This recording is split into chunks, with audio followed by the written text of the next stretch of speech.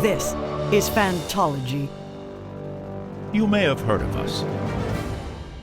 All right, what's up, Bingtown traders? This is Steven, your host with Phantology Podcast. I have my lifelong friends Ben and Josh on, and we're reviewing Ship of Magic by Robin Hobb.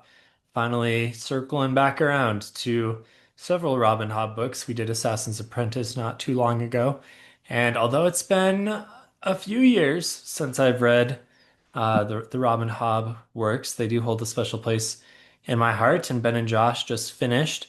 So I'm going to kind of moderate this discussion and try to remember the specifics of a book series that I thoroughly enjoyed. Yeah, a little bit of background on me for reading, and I think Ben lines up largely with this as well, maybe. Is I read the first Assassin's Apprentice series, I think back in 2017, 16, 17-ish. And and so it's been, nearly a decade. So I remember the broad outlines of it and really enjoyed it. But like I feel like I am missing some of the details on like the tie-ins between this series and that series. So that's kind of a blind spot for me. But I'm excited to keep going with the Realm of the Elderlings. Yeah, same here. I mean, if you told me what's like one connecting feature between the two series, I would not be able to tell you one. So, um, I but mean, that's did you look at okay. the map? There, there's the Uh, map, and then there's the satrip that I think ties in a little bit, but I can't. I should probably do a review on that yeah. as I keep going through the series. But Also, Amber is the name of the character in this series, right? Like, do you know who that character is? I don't Wait, inform me, Steven. Amber? Who? She's um the crafts person. Oh, yeah, That yeah. makes yeah. Okay. I thought you might have been referring to Althea. No, Amber's mine, okay. Gotcha. minor character, but. Man, see, it's been long enough. I'm not even really sure if that's like a spoiler or not, but yeah, Keep our eyes uh, open for yeah, the okay. Okay. All right. Good to yeah. know. Good to know. Pretty sure that's not much of a big deal. And I'm guessing if you had read um, the Farseer trilogy more recently, you probably would have picked up on Yeah. that. But Probably. yeah, so extended universe. We're in the Mhm. same world here, but a little ways off. And Robin Hobb does this with her other offshoot series, which is called the Rain Wild Chronicles. And that one takes place in the timeline after the next Fitz and the Fool trilogy, which is called the Tawny Man trilogy. So it goes Farseer, and then Liveship Traders, and then Tawny Man trilogy, and then the Rain Wild Chronicles, and then the final trilogy. Oh, I can't remember the name of that one, but anyway, there's three more Fitz books that kind of Yeah. tie things up, and the connecting tissue between all of it is the Elderlings The like slash dragon yeah, the kind of the dragon snit. lore Okay. in the world. Yeah, you learn more and more, and yeah, and like the larger plot events. They're really not too connected. You kind of hear about stuff, and but it's really just like mostly cameos. It's not as connected as say like a Cosmere type of thing, where Yeah. the events in one series like are starting to become like pretty important for the other series. It's much more of just like this is the larger world, and these are how these things work. Maybe like a Stephen King type type connective tissue. I know you haven't read that much Stephen King, but there's kind of Hmm. the meta metaphysics kind of comes into play a little bit, and there's different, characters that pop up throughout the different books, but more, yeah, Okay. in the cameo roles and stuff.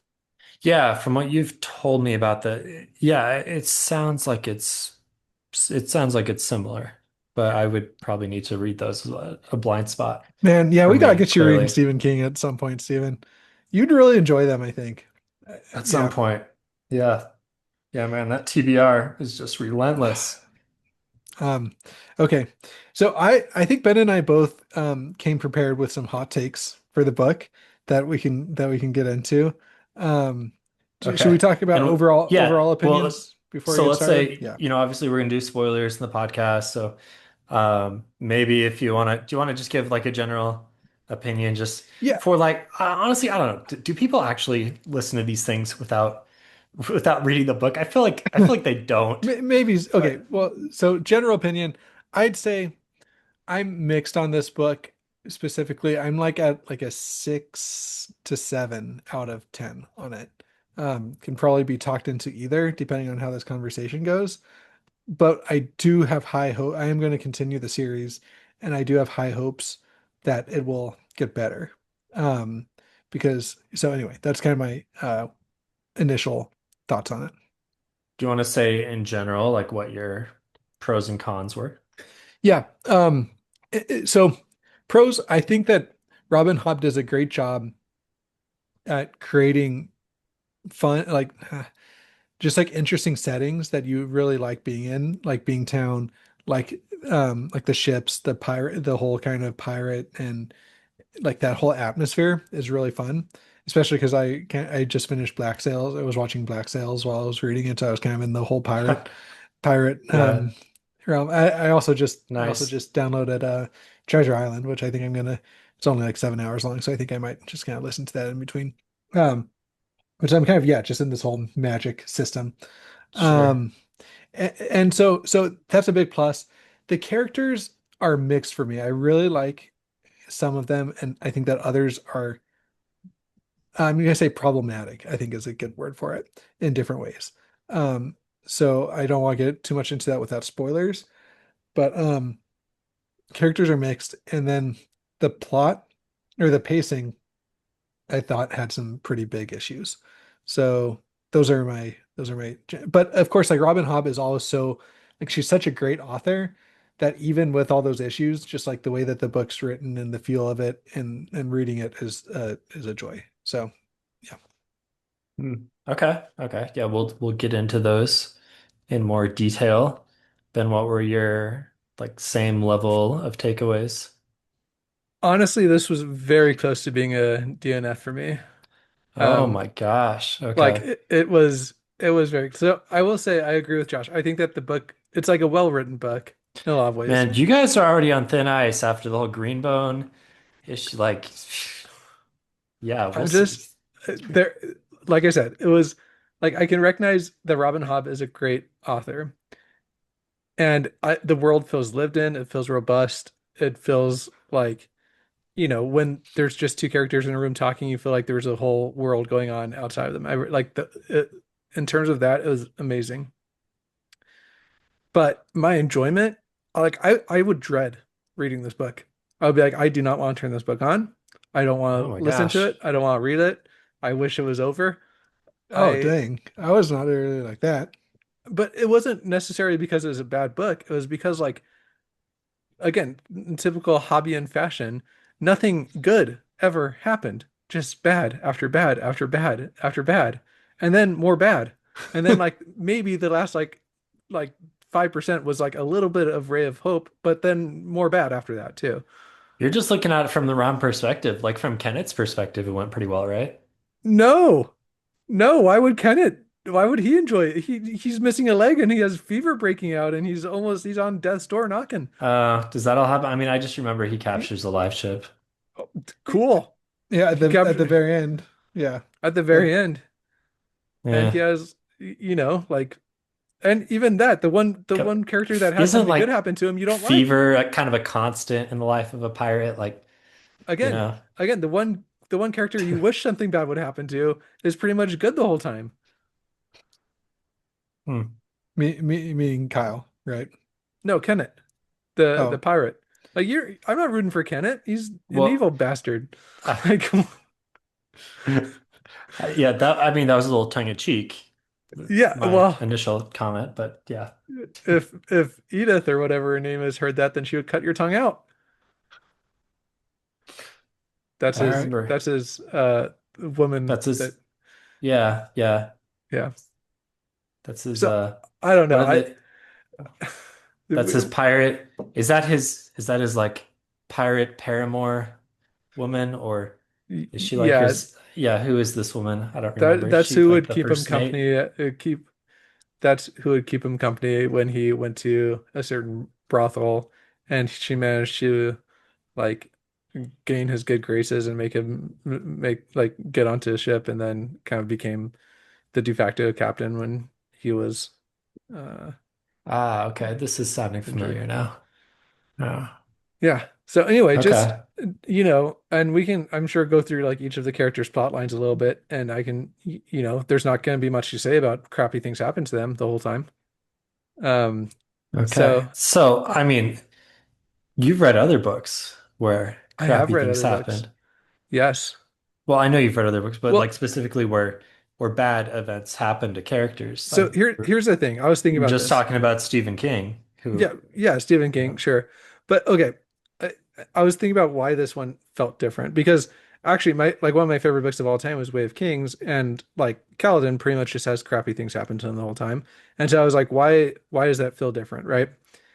And I don't want to spoil, like I'm not going to do any big spoilers for Way of Kings, but at least Kaladin felt like he was like even when bad things were happening to him, he still had some type of like agency in the situation. Like say he was having to perform as a slave doing a certain task that we can all, carry something on his shoulder. Like he still was trying to organize people around him and uh, like make like improve his situation, right? he was running around practice yards with planks, Right. And as one does when they're a sure. slave. And he was like owning Gaz and he was like doing all these things and you're like, dang, this character's cool. And he even like kind of chose that life in a sense, right? Like he, like so he felt like a protagonist. He felt like even though crummy things were happening to him, he was still responding in a proactive way. He had some agency, etc. You enjoyed reading about his like, like how he handled these low situations. In this book, you didn't have any of that. You just had characters where things were happening to them, and sometimes because of their stupidity, but other times just because they like accidentally got themselves in bad situations, and then they didn't really have any cool way of handling those things. They just were like kind of being tossed to and fro with the plot, like just trying to respond to things, but it just felt depressing to read. So Hmm. that is my. I think that's why I had a harder time with this book, right? Like, so yeah. I don't know if you guys Okay. want to respond to that, but We'll have to get more into plot specifics. I mean, I'll just tell you right now, I'm gonna have a hard time separating events throughout the trilogy. So I'm yeah, not gonna jump in with too much of like, oh, what about this thing? I mean, we yeah, do have that's our, fine. Maybe Josh can yeah, argue those points if yeah. he, disagrees with them. The thing is, I don't really disagree. But I do think that, yeah, I think it's more, it feels more of like an old school type writing um, where that's kind of how it's plotted and paced a little bit is just bad things happening to characters and them having to respond to those bad things. And so I think it But is kind again, of a it's not product. even reading about how they respond. Like, for okay, let's just like follow Wintro, right? Like the priest boy. We jump in. He's a priest, and he seems to enjoy that role. And but like he didn't really proactively choose it. He was put in the priesthood, right? And then he goes home. He is placed on the ship against his will.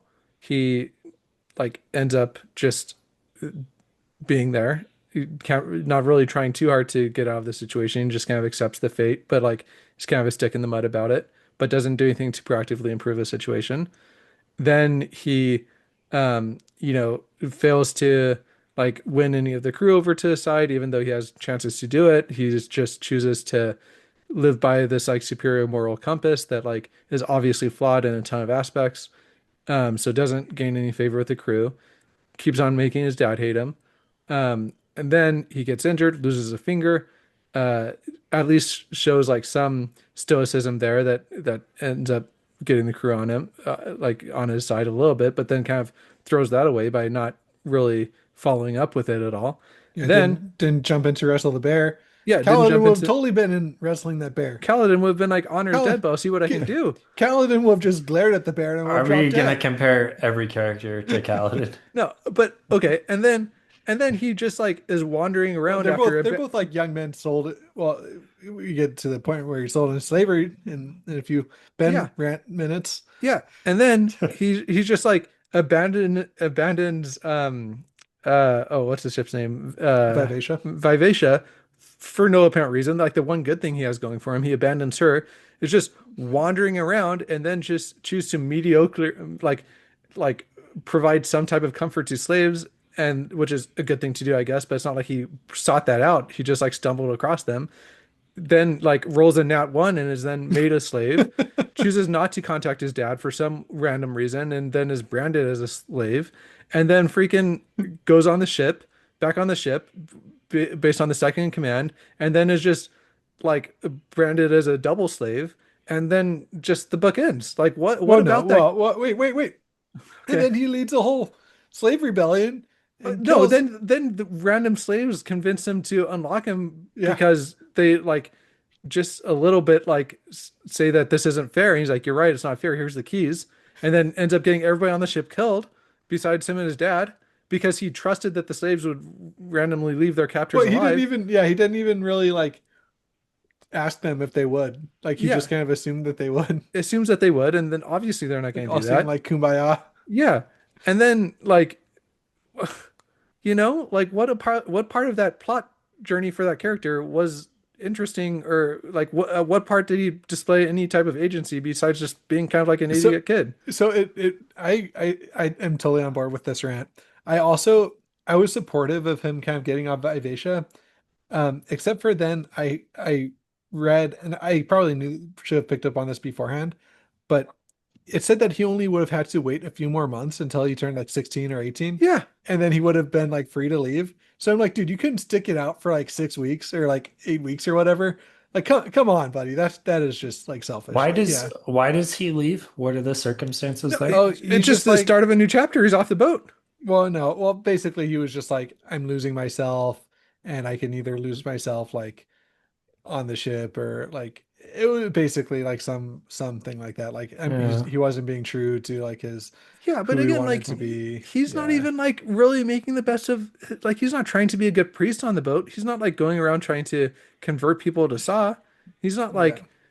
I don't even know why he wants to be a priest. He doesn't act like he wants to be a priest. Like it's just so like It reminds me. I mean, to the point of like having realistic characters, it reminds me of like when an actual 16-year-old that like doesn't want to get off playing like Fortnite, how they would act. Like yeah, sure. so. He's like a well-written 16-year-old character, but I don't want to go read about the random 16-year-old kid that's stuck in their parents' basement that That just like, mom, dad, I don't want to. Okay, you can't make me. Like that's yeah. kind of his attitude the whole time. Um, And that's just it feels like it's the case for every single one of the characters in the book. yeah, okay, yeah, I agree. Can I do So, my? Uh, I mean, as I reflect back on the series, I'm remembering maybe more of a completed trilogy arc of some of these characters. I do remember Wintro and Malta especially are very so, frustrating characters so I, for a long time. yeah, so Um, that, but yeah, maybe what we're wanting here is more of like, okay, Robin Hobb, nice arc within the trilogy, but also like let's get more of an arc within the individual books as Within the well. individual book. Yeah, exactly. I needed some type of redeeming aspect about him, about Wintro specifically, because the other thing is, it's like some of these things are like nauseating to read. You know what I mean? Like I'm like in the middle of this, I'm like forced to listen in excruciating detail about like cutting off a finger. I'm like, okay, I sure, let's just do this, but like then it's not really redeemed by any cool aspect anytime soon, you know? yeah, Like Yeah. it's like after like the only interesting thing about getting his finger cut off is that the ship eats it and through no apparent reason, you know? yeah, The, oh, this felt right. I'm like, cool, you're a cannibal now. Like we're off to a great start. And again, it, I don't want to yeah, like I'm not trying to be that much of a Debbie Downer, but like I'm trying to get you to understand why I like did like almost DNF this book, even though like a lot of aspects of it, like it is a beautifully written book in a lot of aspects. It's just very hard for me to get through. What do you guys understand about the live ships at this point? just that they have some sentience that's conferred through their experiences through like a genealogy, like a line, like a genealogy line. They kind of absorb the experiences of that family line, and that shapes their personality and sentience. That's kind of my basic And they can understanding of it. kind of like communicate with like they have some type of relationship, I think, with the sea monsters. Yeah. Yep. Right, right. Okay. And they have a direct, and their connection is like the reason why Wintro is needed, right? Is because Vivacia, he can communicate with Vivacia. Is that Well, true? yeah, he has a bond because he's part of the He's part of the family. family. Yeah. It Yeah. seems like he helps tie Vivacia to like being sentient. It's unclear if like Yeah. if Kyle would be enough because he's like married into the family. It doesn't seem like it. And Yeah. Yeah. so Yeah. so The quickening Okay. process, like we understand the quickening process like pretty well, I think. But Okay. Okay. yeah. I mean, okay. Yeah. I mean, I'm obviously not gonna I think it's a I'm really not gonna do spoilers, but like this is a really interesting thing to continue to learn I think it's a about. really cool magic. I think it's a really cool kind of magic system that Robin Hobb does that really well, where she'll have like Uh, some background magic that influences a lot without being super in your face. I Yeah. think she does a yeah. great job of that. And Um, I also like I know I was being hard with Mintro there. I do like the thought of like the fact that he has like all these like he can relate to the ship so well because he has like experienced like serve like slavery, and like she might be like you might consider like her a form of slave because she is forced to do the bidding of the family that she serves, and like so they have like all like I recognize that there's like some cool character parallels there, and that like Wintro might have like had to be been brought that low to like really relate to Vivicia that well. Uh, um the but magic of like empathy. yeah, but again, like, so I can recognize the like beauty of that writing while also like recognizing that it just wasn't very fun to read, you know? Um, I feel so like you need to be thrown a bone as a reader a little bit more often. yeah, yeah, exactly. Like, even if Winter might have just wrestled the bear, like Josh said, like just wrestle the bear, dude, and then maybe I think you're like a little bit cooler, you know? Or maybe, Uh-huh. find a way to like, uh, break out of your like cell instead of just like moping, hoping that like a decision will be made for you. Like, jeez. Hmm. All right. Winter's the worst. Moving on nope, Wintro's not the worst because you know who is the actual worst is Malta. is Malta. Malta. And I'm I not remember being more frustrated. Yeah, she so was But okay. by far I the feel like most you're frustrating supposed to be character. frustrated with Malta. I don't Wait, know if you're supposed to be wait. frustrated with Okay, Wintro. no. Here's my hot take is that I'm not frustrated with Malta. I feel like I'm frustrated with Robin Hobb on this one, and I do think that this is like maybe here's going to be my wokeness coming out, but like I think that this is something that's changed in 20 like in the 25 years since this was written or 28 years or whatever.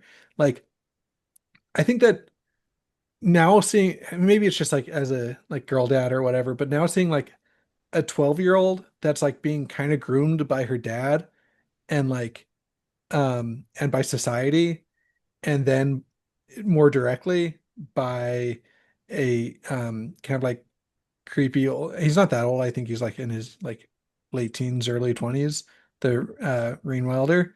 But like it's just like it seems more problematic, and I feel like you are meant to be annoyed by her, but the whole time I'm like, dude, this is like pretty like groomy type. She's like a victim of her It situation. feels more like she's being victimized, but we're meant to see her as as like frustrating. You know what I mean? When like really it feels more like it feels like kind of victim blaming almost, you know? So, Josh, when you read about Draco Malfoy, are you just like Draco would have been like pretty cool if he just wasn't, groomed by his dad to be like a douchebag? Well, no, because you get that like tragedy. You sense that tragedy coming through in the character, like especially in later books when he's like, okay, spoilers for Harry Potter, I guess, but like, Yeah, I guess you do kind of feel bad for but Draco like in what, there. yeah, like in the sixth book when he's like you see him like melting down and having like a Well, psychological collapse over it. hence the Draco Hermione fan fiction that's all the rage Exactly. nowadays. Yeah. What have you been reading, Steve? Yeah. No, dude, I haven't read it, but I know it's all There's dude, it's like, isn't there one popular. that's like like it's like a lot of words or something? It's like I Yeah. think it's like an ongoing one. One of our Anyway, friends' wives is very into this. I anyway, did not know that. but yeah, but you know what I mean? Like you're meant to sense that tragedy Yeah. versus like now it's like or with Malta, you're just it seems like you're just supposed to be frustrated with her as a character, and that's it. You know what I mean? And so Uh, in my head, this sounded like what's a the name of the Rain Wilder? oh shoot, I'm blanking on it. I don't want to Okay. Google it because I don't want to get spoilers. Right. Um, Okay, I because can't he's introduced remember. like towards the ending of the book. Yeah, he's not. We only like actually meet him once, and he like gives her a dream box, right? And Yeah, then he tricks her into like, yeah, he tricks her into starting the courtship process, basically. yeah, Like Okay. he like Epstein her, like, and then anyway, I probably shouldn't get too political now, but like, it's pretty weird, man. Yeah, And let's hold off yeah, on Epstein or allegations quite well, what do yet. you mean? What do you mean? He's like giving her like gifts of like magical gifts that like make her have like sexual dreams with him. Like that's pretty weird, man. She's like 12. yeah, but she's a woman of society now, Josh. She's done the no, I I know. obviously, This yeah, is the weird. This is the weird thing where it's like I feel like you're meant and like towards the beginning of the book, I was like, oh yeah, here's this kind of like frustrating girl that just like wants to grow up. Like that's I'm sure a lot of yeah, people can relate to that. But then it just like the further along in the process it gets, the like kind of more uh Huh. like the more yeah. it was like Josh is a Malta problematic to me. stan. Yeah. No, I'm just like it's kind of weird and it didn't feel like you were meant to see it as dark as I feel like it was. You know what I mean? Whereas something like maybe if something similar to where that's happened to in like a Mark Lawrence book or something, like you would know, oh dang, this is dark. You know what I mean? Or like, Yeah, yeah. but this it just kind of felt like, yeah. So the other Mhm. big character that we were um that we got to enjoy reading about was Althea, and she actually did feel like she was taking some ownership of her crummy situation, and I did enjoy that. But I feel like she went about it the worst possible way. Not like an ounce of actual thought being given here. There were numerous other methods of going about this. And so she basically just like Mulan's her way into trying to get like a ship's ticket, and that backfires in her face, but only after she like sleeps with her like Older mentor or brother. father figure. Yeah. That's a theme in Robin Hood books. Yeah.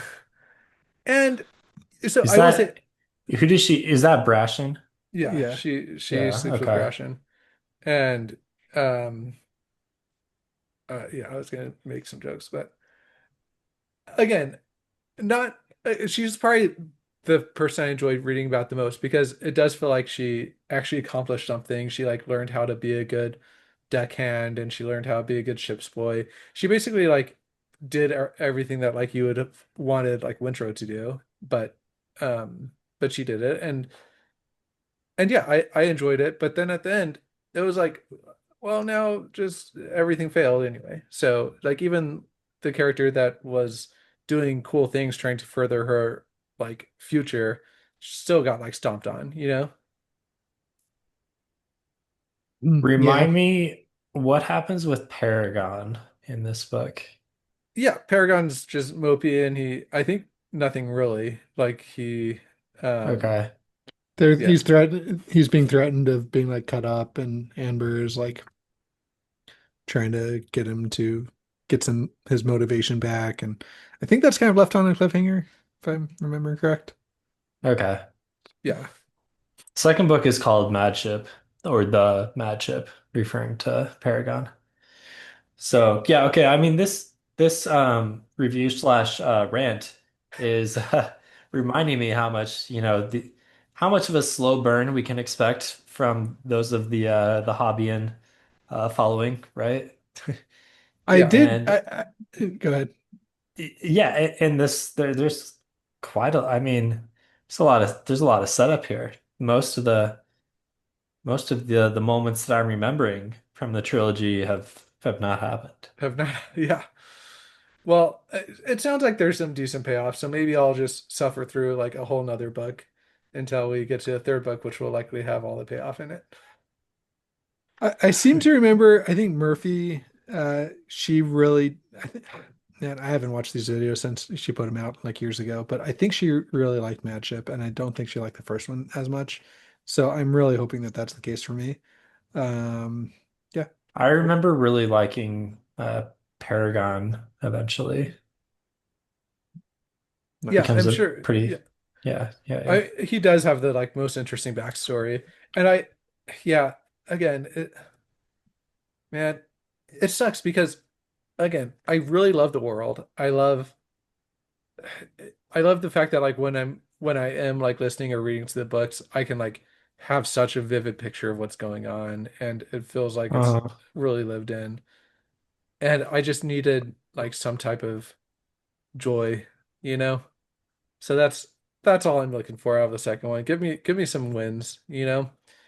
Give me some wins. yeah, I mean, as you know, a lot of the Robin Hobb books, there's joy is kind of few and far between, but Yeah. um, there is some. I, yeah, I think the world building in this series especially is really cool, and there's a pretty cool like I don't know. I'm not gonna say mind blowing because I feel like that might oversell it, but there's a pretty cool twist that you'll get to that I'm glad you haven't. It doesn't seem like you've come against, like it hasn't been spoiled for you, slash you don't have theories around this, at least that I've heard so far. So I think I mean, that'll be some good if payoffs it's when a you get to twist that. around like the ships and the dragons, I don't know, man. I feel like that's gonna not be as twisty as you're hoping it is. Because I have some theories I could speculate on. Should I do that? No, I don't want to get Um, spoiled. Well, it's yeah, not I don't know. spoiler. It's just speculation. If you speculate, then I'll probably react in a way that Yeah, might that's what be I mean. indicative. Yeah. So Okay. you can you can chat me up privately, Ben, if you have theories that you want to talk about. Uh, yeah, yeah. I mean, I definitely have theories, but um, I again, I just yeah. I'm sorry. I feel like there's probably people here like that, or people that are listening to this that are these are like some of their favorite books, and I totally understand why. Maybe I just needed a different book in my life right now, you know? Yeah, sounds like you really do, actually. I well, I I'm rereading The Will You of the need Many you right need you now, need something a and little bit happier. that's The Will of the Many's scratching a good itch right now Yeah, yeah. because I he definitely mean, has bad things happening to him too, but at least he's a doing lot of awesome things. triumphs. A lot of triumphs for our A lot of yeah, triumphs. It's overly like Something. competent main it's characters. it's pretty much exactly the opposite of a Robin Hood book. Um, Yeah, in yeah, and some then ways, yeah.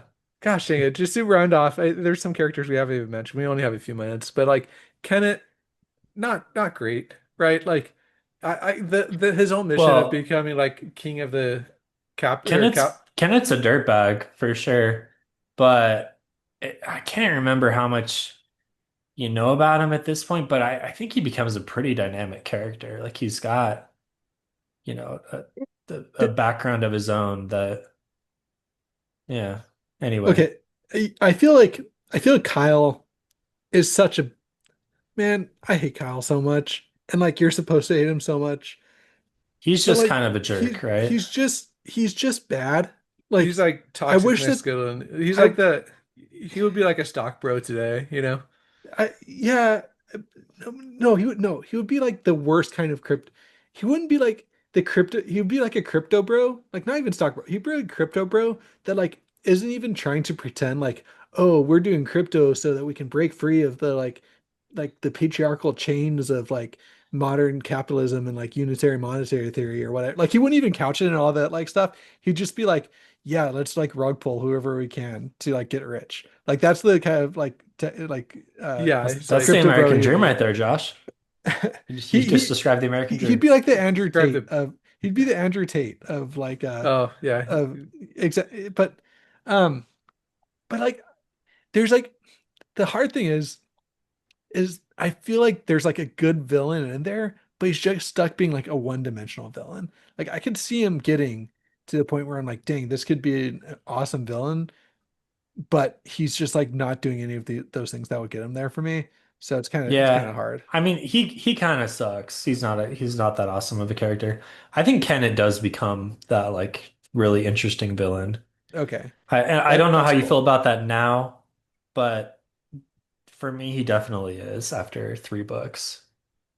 I could yeah, see him getting there because he definitely, you know, he's doing some bad things, but you sense that there's like a reason why he's so passionate about, you know, doing the getting the live ship and so and being a pirate. Again, I like those characters. Like I said, I just watched Black Sails and pretty much like every character in there is like a Kenneth character where they're all kind of villainous, Yeah. but Yeah, yeah, I got a little bit of that sense with it. yeah, He's kind of your classical pirate. He's someone who maybe does have some agency and some yep, ability, but yep.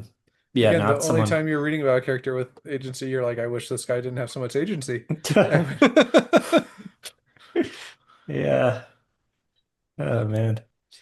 Um, let's see.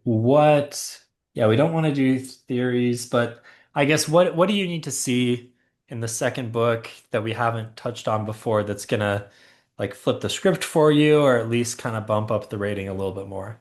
yeah, everything I talked about, right? Like, I just need our characters getting some wins. I need them to start kicking some butt. I need them to start, grabbing life, and wrestling with it a little bit. Um, and I just the also like if I'm forced, I need an equal number of pages where I'm reading about amputated things to like great stuff happening. Like at least the proportion has to be equal. Okay, otherwise it's not Hmm. like, there. No more So amputation. This is sounding like a criticism or a squeamishness from the first law that some folks on Discord had of just like too much torture. I can't read about this much torture. We need equal amount with something else. yeah, exactly. But again, at least first law, it's like it's a grimdark book. Like you kind of know what you're signing up for. This book, like I did. Some people would call Robin Hobb grimdark in that like she does not shy away from the darkness of life and like doesn't give us a bunch of wins and like it may be taken over the top at times. Okay, well then I accept that, and maybe I just needed to go into it with that Yeah, mindset. reframe a little Reframe. bit. Yeah, Okay. yeah, just pretend I don't know if it's gonna help me finish it, but instead of Robin Hobb, it says Joe Abercrombie on the cover, and like that's your yeah, there expectation. needed to be like a bit more like peeing and you know, Yeah, like yeah, ear picking. right, right. Yeah. But yeah, I mean, I'm gonna finish the series, and I think I'm hopeful that by the end, because like I said, there's a great foundation there of the world building and of just like the beautiful language and even like the themes that are being developed, like all those things are top notch. Um, it just needed like the shine of like the epicness that I come to expect in epic fantasy, especially when Mm. like the book's like 30, 40 hours long on audio. You're like, okay, we need, some good dopamine rushes to get us through this. Yeah, yeah, I can So see that. Josh, anything to add to that that's gonna help us get higher for you? I'm stuck on the Malta thing. I need to feel like she's less one of Andrew Tate's girls being trafficked. Like you know, like she needs to, I don't know, she needs to be protected a little bit. And yeah, and then I need a good villain to root to, I need like also maybe like a little bit of a romance, just saying that could yeah, be the I could case. We see have I could these coming of yeah, age, young people that not with could Malta though. I don't not want with to Malta. romance about Yeah. Malta. I mean, we She have three does. siblings that can't have romances with each other. So So I yeah, mean, they could if you're going George R. R. Martin. George R. R. Martin, that's true. okay, all right. Gosh. Yeah, I don't know. And then the pacing was just really weird in this book. It was like slow, and then like crazy thing, like just stuff would happen, and then it'd be slow again. So I need some better pacing in the next books. Nice. Yeah. All right, guys. I really hope that these books start turning around for you because I don't know how many times you can continue to, I don't want to say disappoint me, but I guess it's I been years. So so I it's do it's feel been like years since I've read the book. So I do feel like too, but I Stephen, can't. you read Yeah, these pretty early on in your reading journey. You know what I mean? Like not like crazy early on, but like I don't know. We're reading these after having read so many other things sure. versus you read them, You were 10 impressionable. Yeah, an impressionable youth lad. back in the day.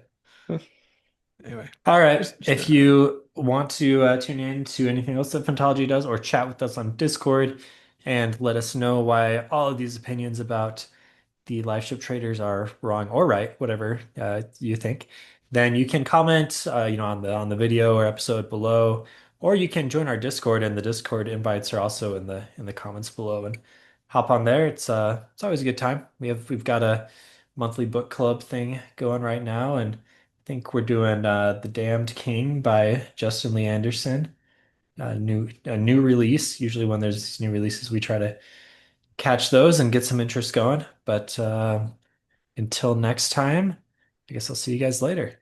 thanks, Yep. Stephen.